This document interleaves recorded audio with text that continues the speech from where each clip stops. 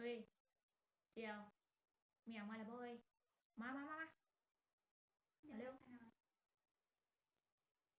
มานั่งก่อน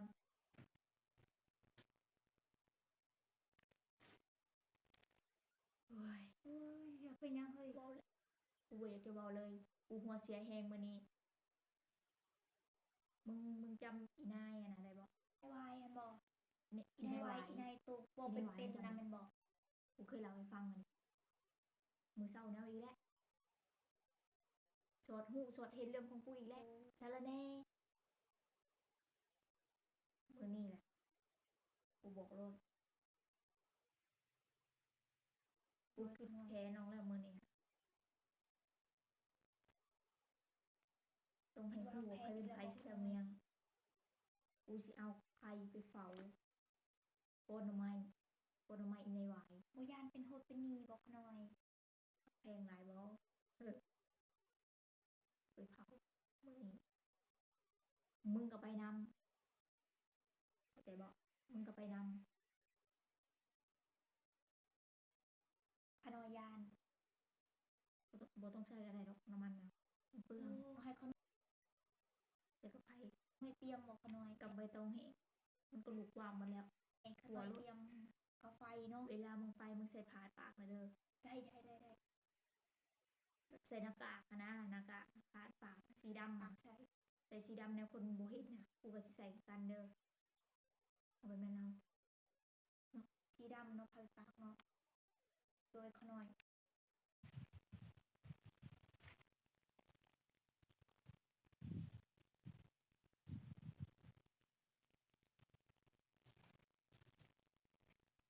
มาแล้วบ่วะเมียงโดยเขาหน่อยมาแล้วมึงเตรียมมาครบแล้วกาแฟอ่ะให้มึงเตรียมกาแฟโดยเขาหน่อยเตรียมมาตั้ง2 อันดีแล้ว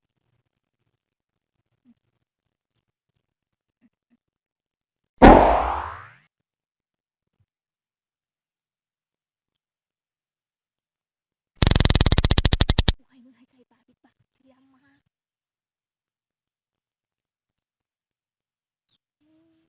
ต้องบ่ได้คือบ้านคือเมืองอะลีเนาะมึงเนาะเขาหน่อยบ่ทัน เมืองแห่งลีเนาะเขาหน่อยบ่มีผ้าปิดปากสีดำเขาหน่อยก็เลยเออเอามินโมทาแทนอันนี้ก็ได้คือกันเขาหน่อยสงสัยดอกโพตามมาโดยเขาหน่อย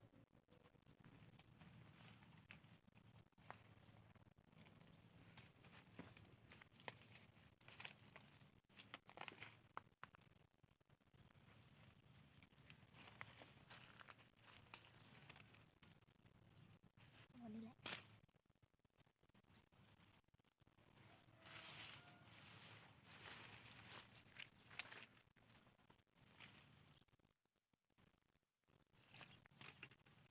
โอ้ยปัดหมดเลยนะใส่กาแฟ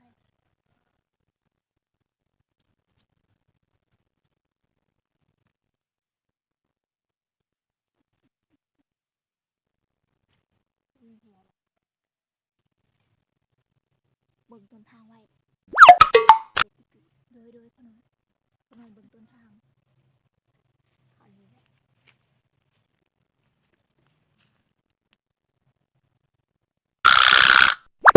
ต้นทางไว้เด้ออีเมียง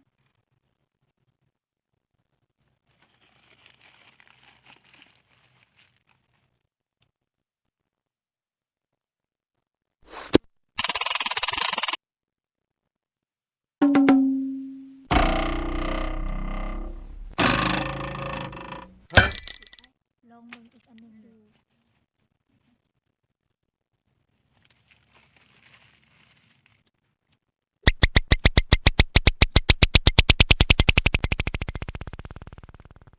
อะไรเมียงมันคือจุดบ่ได้ปะมันคือจุดบ่ได้ฮะต้องใช้น้ำมันมันหมดมังขนอยน้ำมันมืดมึงเอามายังขนอยเก็บเอาในแถวนี้แหละ